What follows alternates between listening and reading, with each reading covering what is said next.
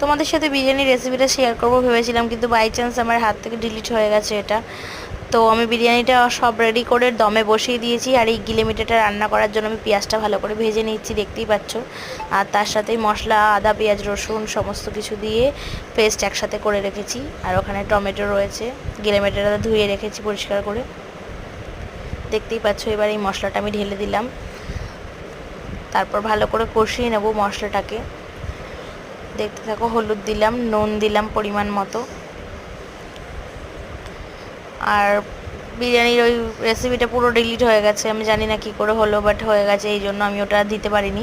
গিলেমেটের রেসিপিটা দিচ্ছি তোমাদের সাথে, দেখো তোমরা কেমন লাগে। এবার গিলেমেটেগুলো আমি দিয়ে দিলাম, ভালো করে কষিয়ে নিলাম। তারপরে একটুখানি টক দই দিয়ে ভালো করে কষিয়ে নেবো এটাকে।